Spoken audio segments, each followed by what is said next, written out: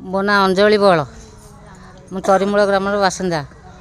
ଆମର ବିଶ୍ୱେଶ୍ୱର ବାବାଙ୍କର ଯେଉଁ କଳସ ଯାତ୍ରା କାଲି ହେଇଥିଲା। ଆମେ 100 ଉପରେ ଲୋକ ସବୁ କଳସ ବୁଡ଼େଇଥିଲୁ, କଳସ ଧରିଥିଲୁ। ତାପରେ ଆମର କଳସ ଆଣିକି ରଖିଲୁ ଏଠି, ରଖିକିରି ତାପରେ ହେଲା କଳସ ପୂଜା ହେଲା। ତାପରେ ଯଜ୍ଞ ଅଳ୍ପ ଯଜ୍ଞ ହେଲା। ତାପରେ ସେଦିନ ରାତିରେ ହେଲା ଭଜନ ସମାରୋହ। ତାପରେ ନାମ ଏଇ ଯେଉଁ ଅଷ୍ଟପ୍ରହରୀ ଇଏ ବି 12 ବର୍ଷ ଆଜି ପୁରିବ। ଏଇ ଯେଉଁ ବିଶ୍ୱେଶ୍ୱର ବାବାଙ୍କ କଳସ ଯାତ୍ରା ସହିତ 12 ବର୍ଷ ଯେଉଁ ଅଷ୍ଟପ୍ରହରୀ ବି ଚାଲେ। ଆମେ ବିଶ୍ୱେଶ୍ୱରଙ୍କୁ ଯିଏ ଯାହା ମାଗିଛି ସମସ୍ତଙ୍କ ଆଶା ମନସ୍କାମନା ପୂର୍ଣ୍ଣ କରିଛନ୍ତି। ତେଣୁ ଆମେ ବହୁତ ବିଶ୍ୱାସ ରଖିଛୁ ତାଙ୍କ ପାଇଁ।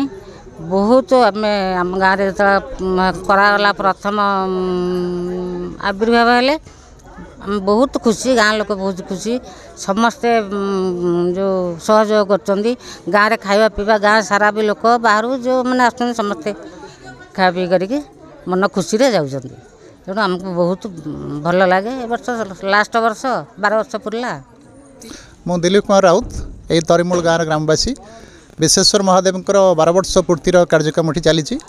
ତା ସହ ଚାଲିଛି ଆମର ଯେଉଁ ସୂର୍ଯ୍ୟ ମନ୍ଦିର ଦର୍ଶନ କରିବା ପାଇଁ ଲୋକମାନେ କୋଣାର୍କ ଯାଉଥିଲେ, କିନ୍ତୁ ଏକ ଚମତ୍କାର ଅବସର ଆମ ଅଞ୍ଚଳବାସୀଙ୍କ ପାଇଁ ଆସିଛି। ଏକ ସୂର୍ଯ୍ୟ ମନ୍ଦିର ଏଇ ଜାଗାରେ ପ୍ରତିଷ୍ଠା ହୋଇଛି। ତେଣୁ ଯେଉଁମାନେ ସୂର୍ଯ୍ୟଙ୍କୁ ନିଜର ଇଷ୍ଟ ବୋଲି ଭାବିକି ଧ୍ୟାନ କରିବେ, ସେମାନେ ସୂର୍ଯ୍ୟଙ୍କୁ ଦର୍ଶନ କରିବା ପାଇଁ ଚାହିଁଲେ ମନ୍ଦିରରେ ସେମାନେ ମଧ୍ୟ ଏଇଠିକି ଆସିପାରିବେ। ଏ ଗୋଟେ ଚମତ୍କାର ଅବସର ତରିମୂଳ ଗ୍ରାମବାସୀଙ୍କ ତରଫରୁ ରହିଛି।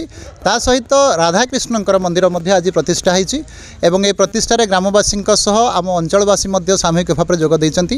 ତା ସହିତ ଅହରାତ୍ର ଏଠି ସଂକୀର୍ତ୍ତନ ଚାଲିଛି, ପ୍ରସାଦ ସେବନ ଚାଲିଛି, ଅନ୍ନଛତ୍ର ଚାଲିଛି ଏବଂ ଏ ସବୁ ସାମୂହିକ କାର୍ଯ୍ୟକ୍ରମ ଗ୍ରାମବାସୀମାନଙ୍କ ପ୍ରତ୍ୟକ୍ଷ ତତ୍ତ୍ୱାବଧାନରେ ଅନୁଷ୍ଠିତ ହେଉଛି। ଏବଂ ଭଗବାନଙ୍କ ମଧ୍ୟ ବହୁତ ବହୁତ କରୁଣା ଯେ ଏହି କାର୍ଯ୍ୟକ୍ରମରେ ଖୁବ୍ ଚମତ୍କାର ପାଗ ରହିଛି ଏବଂ ସମସ୍ତଙ୍କର ଖୁବ୍ ସୁନ୍ଦର ସହଯୋଗ ରହିଛି। ମୁଁ ଆଜ୍ଞା ନିହାରଞ୍ଜନ ରାଉତ, ତରିମୂଳ। ଶ୍ରୀ ଶ୍ରୀ ବିଶ୍ୱେଶ୍ୱର ମହାଦେବଙ୍କର ଦ୍ୱାଦଶ ବାର୍ଷିକୋତ୍ସବ ହେଉଛି। ଏଥିସହିତ ସ୍ନାନ ମଣ୍ଡପ, ରାଧାକୃଷ୍ଣ 10 ଅବତାର ଏବଂ ସୂର୍ଯ୍ୟ ମନ୍ଦିରଙ୍କର ପ୍ରତିଷ୍ଠା ହେଉଛି। ସବୁ ଗ୍ରାମବାସୀ ମନଧ୍ୟାନ ସହକାରେ ଚିତ୍ତ ଲଗାଇ ଏ କାର୍ଯ୍ୟକ୍ରମକୁ ସୁଚାରୁ ରୂପେ ପାଳନ କରୁଛନ୍ତି। ଏହା ଏକ ଆନନ୍ଦର ଦିନ।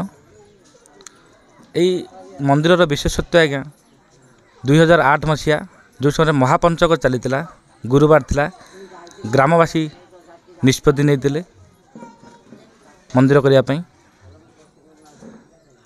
ପ୍ରାଜ୍ଞ ପଣ୍ଡିତ ମୁରଲୀଧର ରାଉତ ପ୍ରଥମେ ଶୁଭାଦିବାସ କରିଥିଲେ, ଶୁଭ ପକାଇଥିଲେ। ସେଦିନଠାରୁ ମନ୍ଦିର 2014 ମସିହା ଫେବୃଆରୀ ମାସ 3, 4, 5 ପ୍ରତିଷ୍ଠା ହୋଇଥିଲା ଏବଂ ସେଦିନଠାରୁ ଗ୍ରାମବାସୀଙ୍କ ମିଳିତ ସହଯୋଗରେ ଏ କାର୍ଯ୍ୟକ୍ରମ ଭଲ ଭାବରେ ଚାଲି ଆସୁଅଛି। ଆଗକୁ ମଧ୍ୟ ଏ କାର୍ଯ୍ୟକ୍ରମ ଅଧିକ ହେବ ବୋଲି ଆମେ ଆଶା କରୁଛୁ। ଏହି ବର୍ଷ 111 ଜଣ ସ୍ତ୍ରୀ ଲୋକ କଳସ ଯାତ୍ରାରେ ଅଂଶଗ୍ରହଣ କରିଛନ୍ତି। ବହୁ ଆନନ୍ଦ ସହକାରେ କାର୍ଯ୍ୟକ୍ରମକୁ ଆଗେଇ ନେଉଛନ୍ତି। ଏଠି ବାଛ ବିଚାର କିଛି ନାହିଁ। ଆମେ ସନାତନ ଧର୍ମ, ହିନ୍ଦୁ ସଂସ୍କୃତି ପରମ୍ପରାକୁ ଜାବୁଡ଼ି ଧରି ଏ କାର୍ଯ୍ୟକ୍ରମକୁ ଆଗେଇ ନେଉଛୁ। ମୁଁ ଆଜ୍ଞା ଜଣେ ସେବକ ଏହି ମନ୍ଦିରର। ମୋ ନାଁ କୁଳମଣି ଓଝା, ଘର ତରିମୂଳ।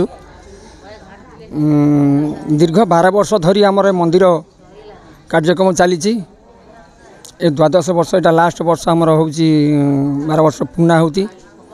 ଏ ବର୍ଷ ନୂତନ ବିଗ୍ରହ ପ୍ରତିଷ୍ଠା ଆମର ସୂର୍ଯ୍ୟ ମନ୍ଦିର, ରାଧାକୃଷ୍ଣ ମନ୍ଦିର। ଆଉ ଦୀର୍ଘ 12 ବର୍ଷ ଧରି ଆମର ଯଜ୍ଞ ଚାଲିବ। ତା ସହିତ ନାମ ସଂକୀର୍ତ୍ତନ ବି 3 ଦିନ ଧରି ଚାଲିବ।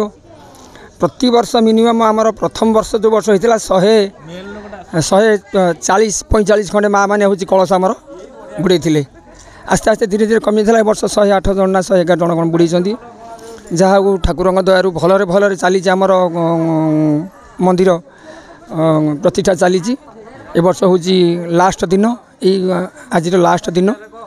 ଆଉ ଭଲରେ ନାମ ସଂକୀର୍ତ୍ତନ ଚାଲିଛି। ଆମର ନଗର ଭ୍ରମଣ ପାଇଁ ଆମର ସଂକୀର୍ତ୍ତନ ମଣ୍ଡଳୀ ଯାଇଛନ୍ତି। ନଗର ଭ୍ରମଣ ଆସି ସରିଗଲେ, ଆମର ଦଧିବନ୍ଧନ ସରିଗଲେ ଆମର ଯଜ୍ଞ ପୂର୍ଣ୍ଣାହୁତି କାର୍ଯ୍ୟକ୍ରମ ଆରମ୍ଭ ହେବ। ବିଗ୍ରହ ପ୍ରତିଷ୍ଠା ବି ମଧ୍ୟ ଚାଲିବ।